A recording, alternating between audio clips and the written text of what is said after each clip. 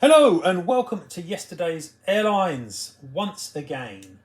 In July, it has taken some time for NG models to get their releases announced, and so we're almost at the end of the month before I get around this video, and I haven't been delaying this a lot. I think these only were announced last week.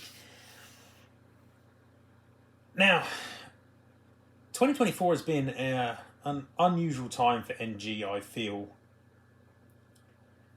and a very frustrating one from my perspective. As someone who's a big fan of NG models in general, looking at the release sets, they are underwhelming, and they are also increasingly focused on American and Chinese releases to the detriment of pretty much everything else. And temporarily, they're focused very much on the post-2000 era, most of them being from the last year or so. So there's been a distinct narrowing of what is being released, and that has been ongoing at NG for some years now, so it's not a completely new thing, but it's getting pretty extreme. Also, NG are doing all the tricks that they've come to be known for in terms of what they're releasing. So although there are over 40 models in this announcement set, you could easily cut out half of them and not notice. NG seems to delight in finding really obscure little livery variants with stickers and things that frankly probably don't need to be released at all because nobody really cares about them. Now, possibly it's enabling them to split their releases so they don't have to do so many of each model, but I'm not entirely sure, to be honest. I don't have that information to know for certain that that is what is happening. But it does mean that you get a lot of very similar releases, and I really can't see some of these being of a lot of interest to many people, I have to say.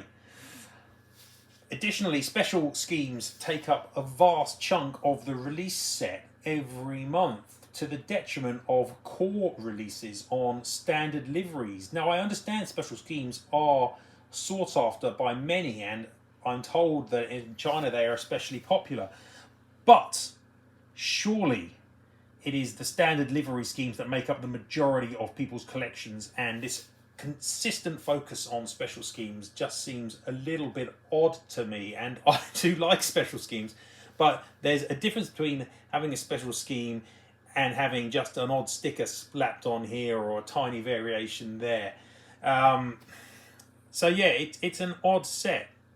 Now, I guess you could say that even if they release 20 models a month, that would still be twice as many as Gemini put out. So maybe it doesn't really matter, and they're producing 40 here. But it does mean that when you look through these sets, there's a lot of repetition.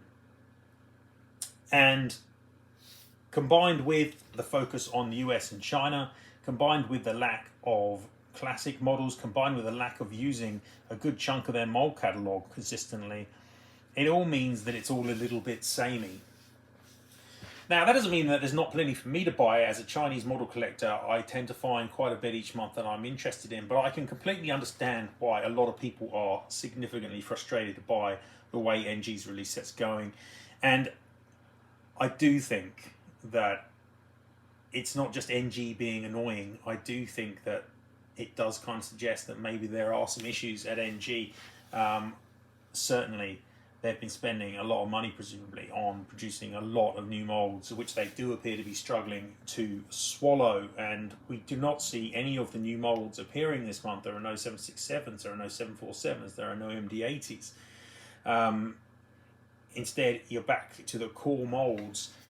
Let's go on, though, and have a look at what they are producing and kind of see what I think about that. As I say, there are over 40 models here, so it is quite a lot, but I'll try and get through a lot of them quite quickly because, as I say, quite a few are pretty samey. Now, before I do that, don't forget to check out my other channels at Yesterday Airlines on Instagram. Obviously, please chuck a like on the video if you enjoy the content. Subscribe to the channel here. Don't forget to do that. And follow at yesterdaysairlines.com, where I publish a lot of material covering the whole breadth of aviation history and 400 scale. So keep an eye out for that. But let's get on and see what NG are throwing our way in this long list of models in, well, I assume most of them will turn up next month in August.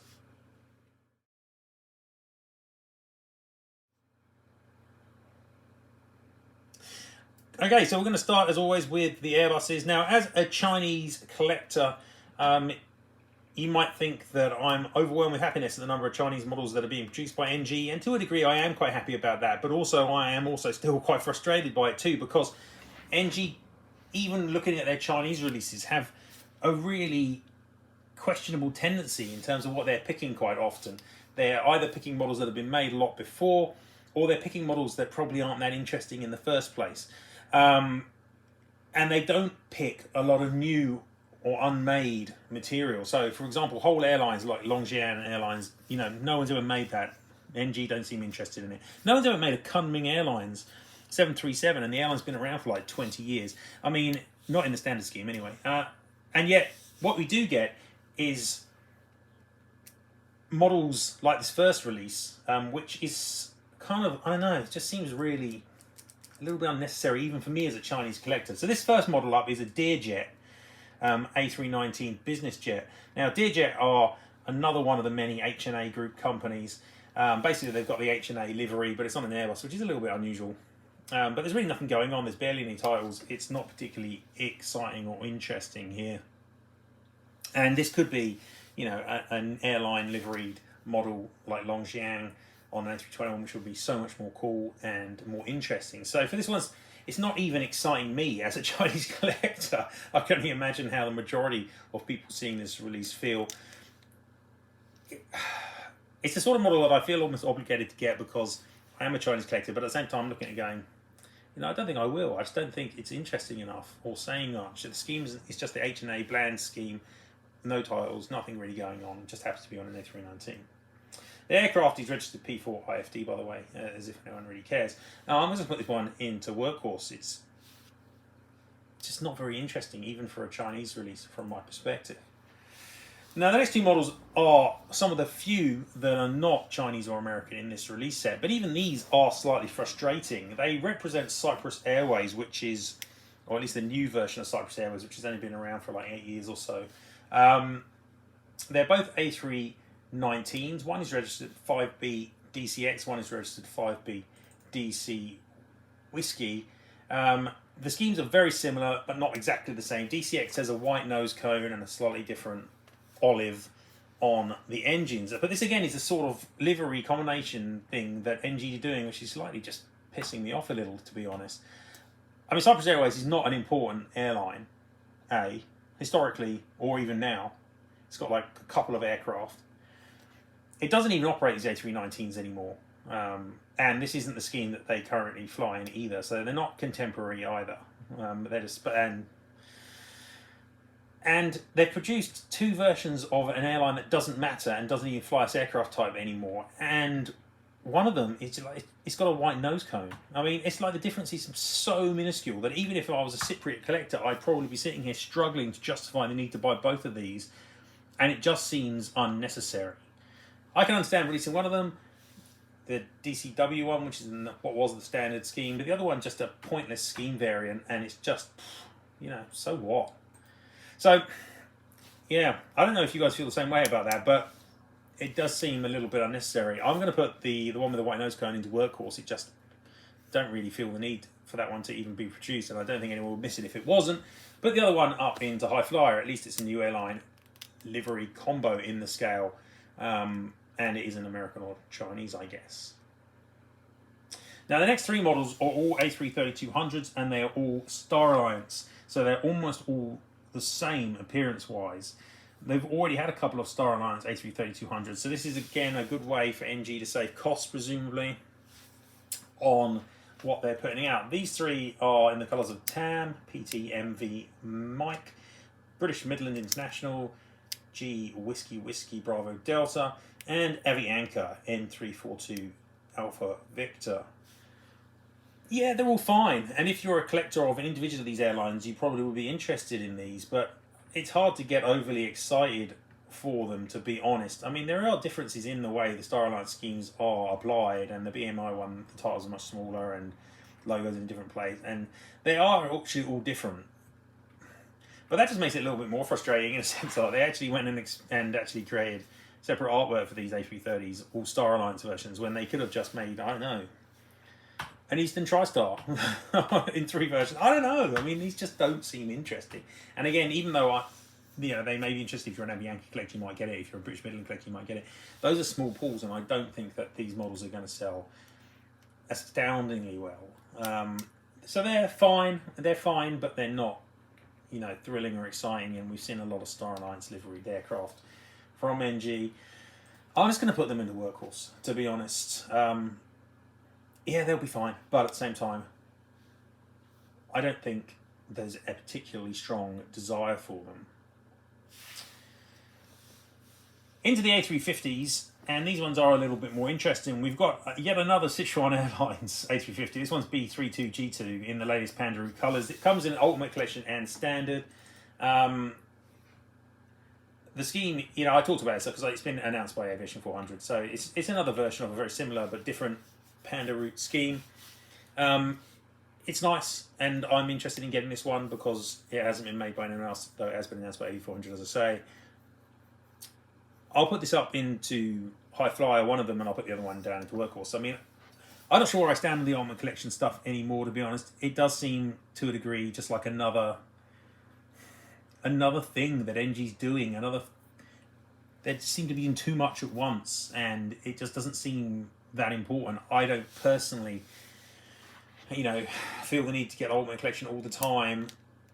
Does it matter too much to me if it's Ultimate Collection? No, not really.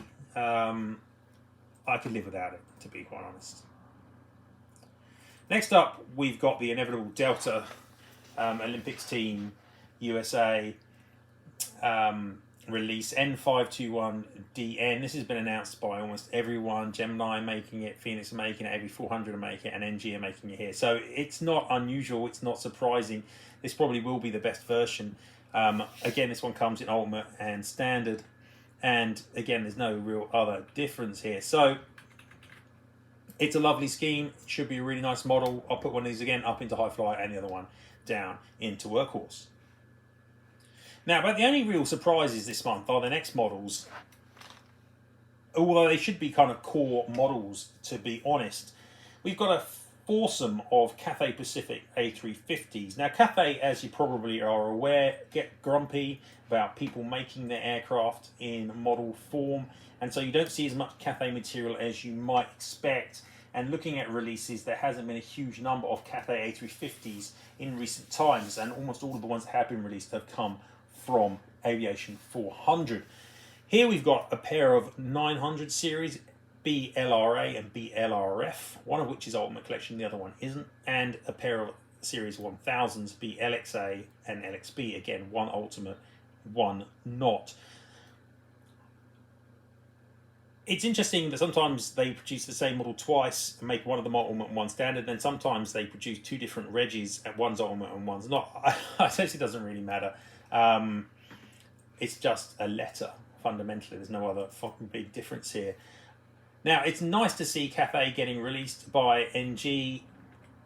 They're obviously playing a little bit careful about admitting that they are making these models, but they should turn out to be really nice. There haven't been that many Cathay models for a while. At the same time, they're not exactly, super new and exciting. There have been 15 previous Cathay A350s made in the scale, and some of those are very nice. But as I say, haven't been many for many years. This is probably the best mould. I think I put all of these into High Flyer. They're not, supersonic-y enough for me, but they are solid High Flyer models, and I know that for core Asian collectors, they're really happy about these, I think. And amazingly, none of them are in special liveries. So it's amazing to think they almost got made at all, because most of what I've been talking about in this video so far and what I'll be talking about in the rest of the video are, to one degree or another, a special scheme. So that takes us out of the Airbuses into the Boeings. There's quite a few 737s here. We'll skip through those. In fact, the only one of these Series 800s of the 5 that are here that is American is the first one I'm going to talk about. That's Southwest Airlines. It's in the California 1 scheme with scimitar winglets. It's got the new tail on it. As far as I can tell, this hasn't been made by anybody else to date. And obviously we know that NG are big fans of Southwest Airlines. They've made about 30 Southwest 737s at times. So this will be another one to add to your collection if you're a Southwest collector, of which I'm sure there are hundreds. I don't think this is made by any other brand either. So in that regard, I think this one is probably the best release of the month so far. It's not been made by anybody. It's going to be highly sought after, and it will look really good. So I'm willing to put this one in to Supersonic.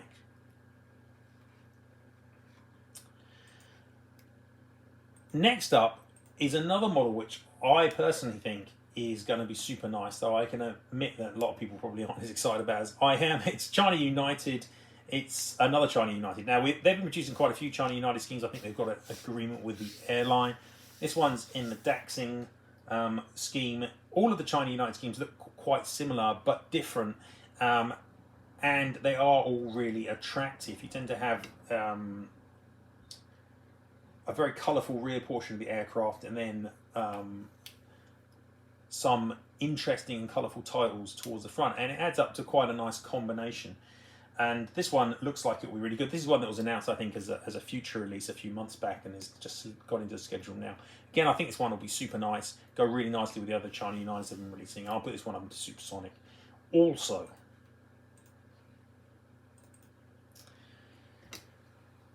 another Chinese 737-800 they released this month is the China Eastern Yan'an Peacock, the orange Peacock version of this. Now, they've released this scheme in the new China Eastern colours with the new logo on the tail, but they hadn't released it in the old version of the scheme with the old logo on the tail, and that's what this one is.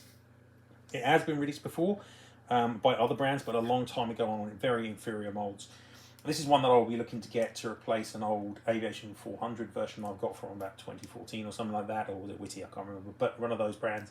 And so for me, this one is quite nice, but it is a very slight variant on the existing scheme version of this, which is obviously just got different logos on the winglets and tail. I'll put this one up into High Flyer. The reg here, incidentally, was B5796.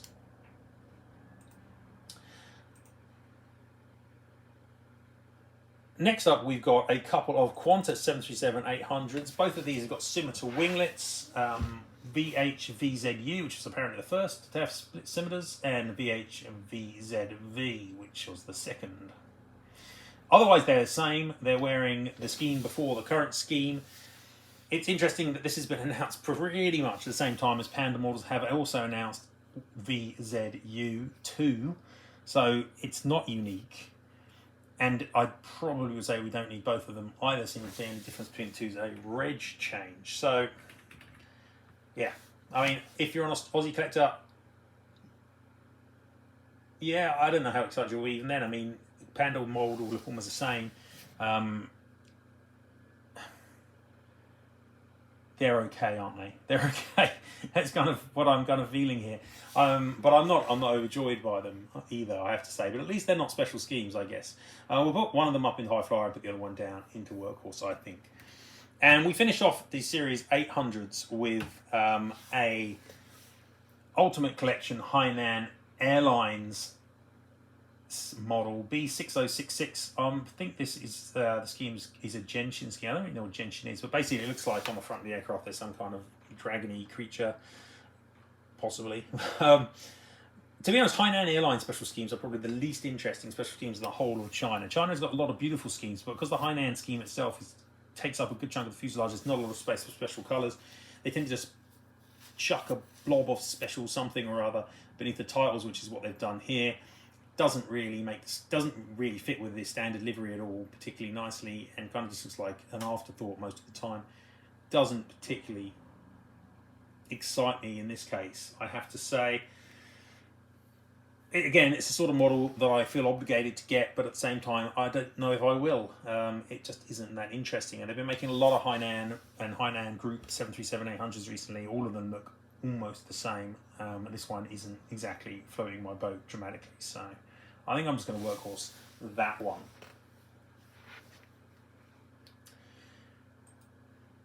There are 3 737-900s in this release set, but frankly all of them are effectively the same. They're all United Airlines, and you have to be a pretty hardcore United collector to get all 3 of these, or possibly to get any of them, actually.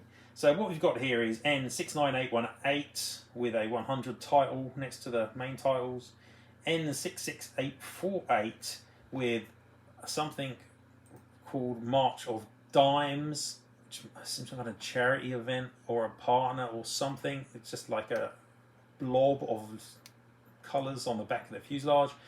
And lastly, N66837 with a Special Olympics 50 badge on it. None of these special schemes are very special. They're exactly the kind of thing that NG loves to do, but I don't necessarily think people care that much. It's not like those Southwest special schemes where the whole aircraft looks great. Here, you're just lobbing a sticker on to the existing scheme, which is not the current scheme, which is the previous Unicon scheme. So, yeah, they're not exciting me, and it's not like NG haven't made United 737-900s previously. They've made the standard colours in 2022, and they made the Eco Skies version. So this is the 3rd, 4th and 5th United 737-900 made by NG, and all 3 of these are pretty tedious from where I'm standing. Maybe I'm wrong, maybe as a United collector you're desperate to get literally everything that's got United written on it, but even if I was a United collector, I'd probably be thinking twice about getting these ones. I'm just going to workhorse the lot of them, to be honest. And finishing up our 737s is a Germain Airlines MAX 8 B1288. It's the first MAX for Germain. Now this one's actually got a picture of the actual finished model, and it seems like it probably should have been announced last month, but wasn't. There's not a lot to say. It's the 3rd MAX, it's the 4th MAX that NG have made for Germain, and this model has been made previously by both JC Wings and Panda models, so it's not unique. It's not substantially better than the previous versions. It's a workhorse model, I think.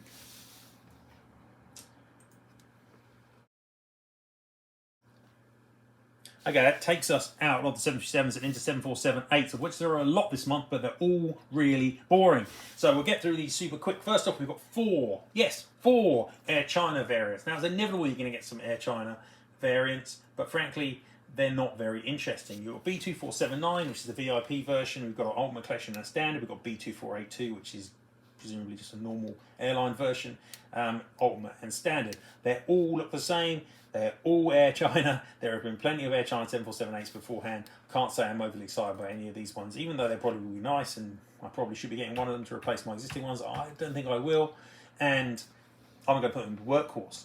But worse, the next 5, yes, 5 747-8s are all Atlas Air, and these all fall into that category of, oh look, there's a tiny sticker on the aeroplane to make it different. So we've got, let's go through these quickly, N856G2, which has got some kind of little sticker on the front, N850GT, which has got a Qantas Freight sticker on it, I believe. We've got N862GT, which has got the big Kuhn and Nagel titles at least. We've got N861GT with a 30 years of Atlas sticker on it. We've got N860GT, which looks like it's probably just bog standard.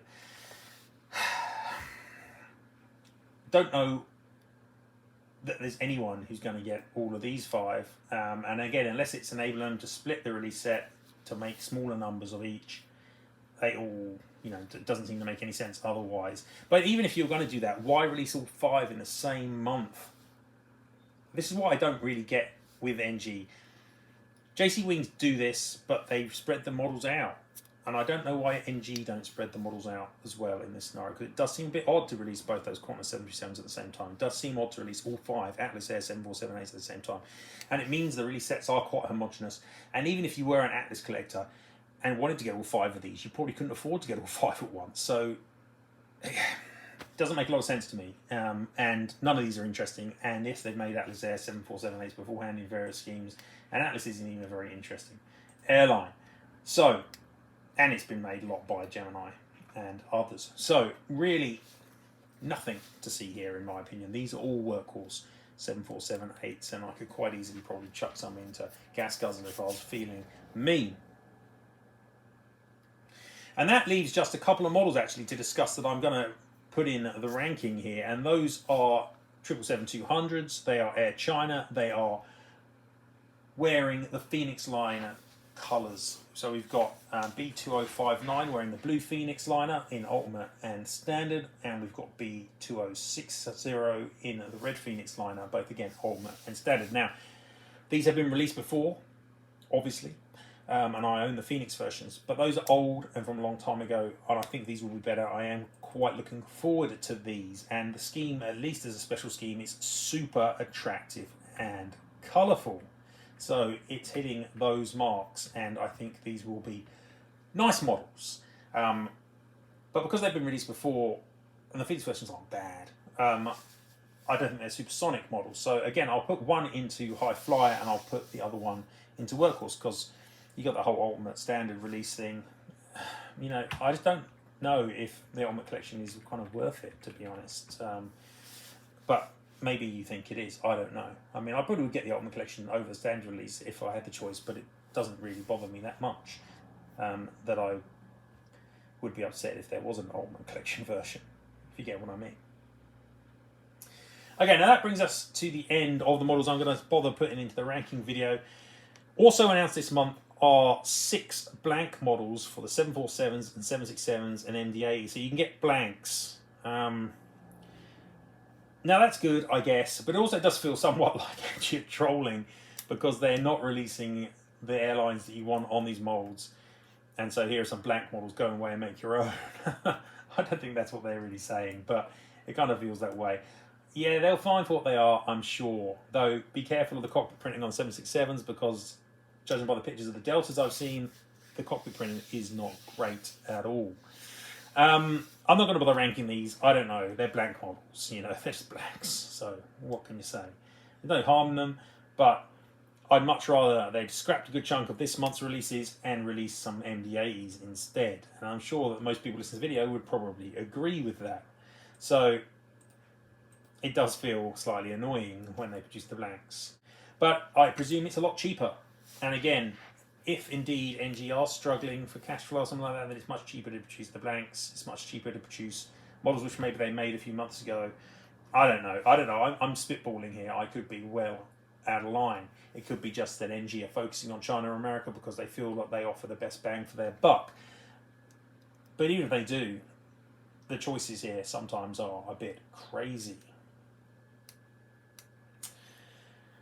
Okay, now, talking about crazy, I feel I should mention the Malaysian debacle.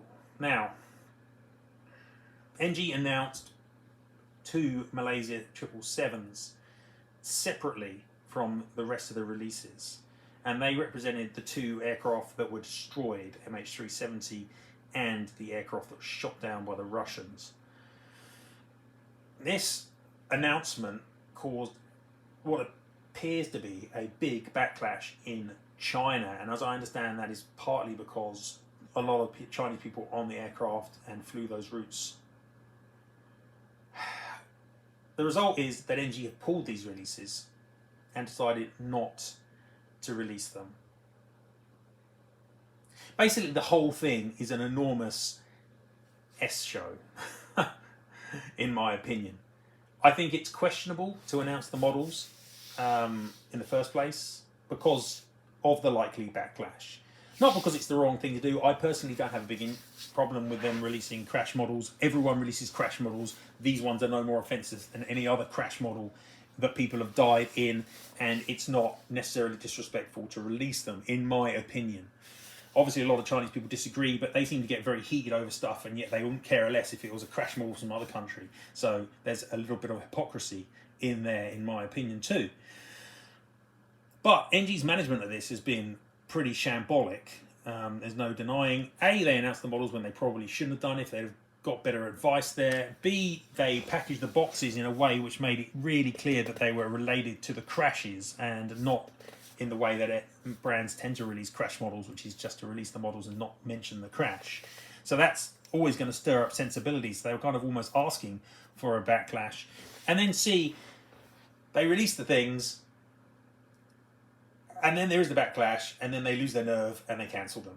And, you know, at every step of the way, it looks like NG didn't know what they were doing here and made a series of mistakes. And that is really the only way I can see it. So whether you agree with the release of the models or not, the way it's been handled, it's not great. And I have to say that this has kind of been my feeling about NG for a little while now, that they're just not handling stuff great and they are trying to do too much, and some of it just is probably not worth doing. So, yeah, I don't know. We've got to see where things go. And I still hold up hope that the Euro Classics will actually have a classic aircraft in it, but it could be just that mistranslation, and they probably consider those Phoenix Liner Air China 777s as being classics in inverted commas because it's a classic scheme, in like it's a, not classic as in it's old, classic as in it's a excellent scheme, you know. So I don't know. I just don't know where NG are going. I can't say that I'm overly happy with the path they've been taking recently, but it's not my company and they don't listen too much to what I say. These are the models they're putting out, and they're the ones that I can rank. They will all look great because they almost always do. Though even in that area, they've been making a few mistakes recently. But that's not the point for me. The point is that they don't seem in tune with the collectors, certainly not the collectors outside of China, and with this Malaysian debacle, not the ones inside either, it seems. And they just seem out of step with what it is they, or what I think they should be doing, and presumably, judging by what I hear from a lot of people and retailers, what they think they should be doing. So something needs to change. Hopefully it will. Completely outside of my hands. So all I can do is look on and see what NG produce. But in this month, as you can see, my opinion is there's a huge amount of workhorse. There's a little bit of high flyer, which isn't particularly exciting. And there's only a couple of models really, which are supersonic. And that is highly unusual even for NG of the last few years. So take that from that what you will. In my opinion, even though there are 4 or 5 models in here I probably will get, still is a really not particularly exciting month. And I hope to see more interesting models in the future. Okay guys, well that's it for this video. Hope you enjoyed that. But that's it from me for now. Thanks very much for watching. Goodbye.